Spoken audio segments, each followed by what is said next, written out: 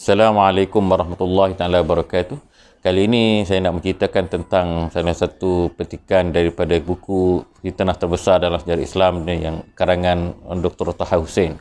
Ini menceritakan tentang bagaimana Sayyidina Osman Dzunurain, Khalifah Islam yang ketiga, bagaimana pelantikannya adalah merupakan daripada hasil perbincangan Majlis Syura, mesyuarat selepas Rasulullah sallallahu alaihi wasallam wafat, lepas Sayyidina Umar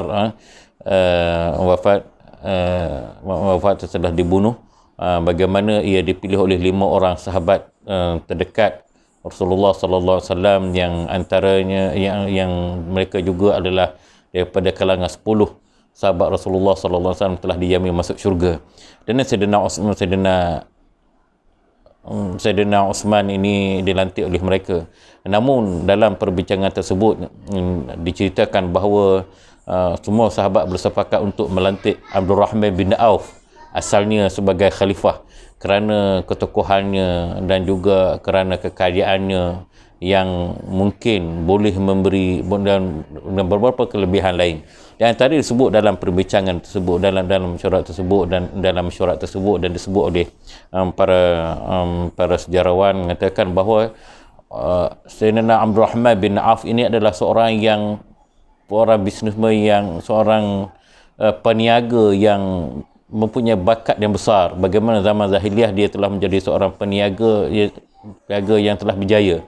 Ketika beliau berhijrah ke Madinah, beliau telah dipersaraukan bersama Sa'ad bin Abi Rabi'ah, telah dipersaraukan bersama seorang sahabat Ansar, Sa'ad bin Abi Rabi'ah Al-Ansari. Sa'ad Abi Rabi'ah ni juga seorang peniaga dan juga seorang yang kaya yang mempunyai 2 orang isteri. Sehingga Sa'ad bin Abi Rabi'ah menawarkan kepada Sayyidina Abdul Rahman bin Auf separuh daripada harta kekayaannya. Dan sehingga Sa'ad bin Abi Rabi'ah berkata, aku ada 2 orang isteri, kamu pilihlah mana isteri aku yang paling kamu suka, insyaAllah aku akan ceraikan, kamu ambil.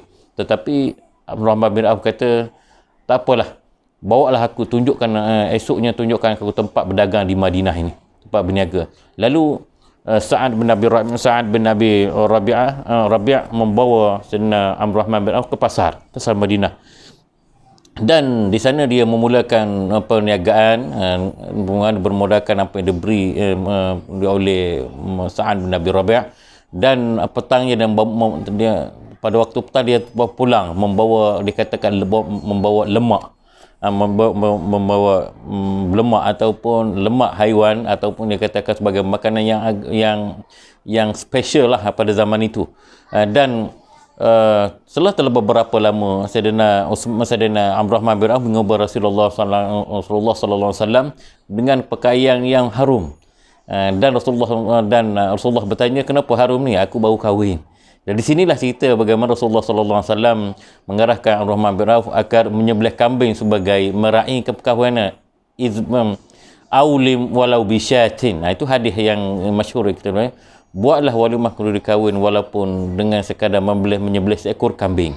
Jadi inilah orang panggil kekayaan Abdul Rahman bin Auf. Abdul Rahman bin Auf dikatakan bahawa suatu hari dia berkata, aku ni mudahnya rezeki aku. Seolah-olah apabila aku angkat batu, mana-mana batu aku angkat je, aku akan jumpa di bawahnya ada emas dan perak. Begini yang kata murahnya rezeki Abdul Rahman bin Auf. Jadi sehingga Rasulullah sallallahu alaihi wasallam berkata kepada Abdul Rahman, seorang yang kaya sangat, banyak harta sangat. Songgahkan Rasulullah SAW menyebut satu hari, kamu ni Abdul Rahman bin Auf, nanti akhirat besok nanti masuk surga dengan merangkak kerana banyaknya harta kena dihisap kan, bagaimana dia dapat dan mana dia belanja. Jadi kamu kena banyak bersedekah.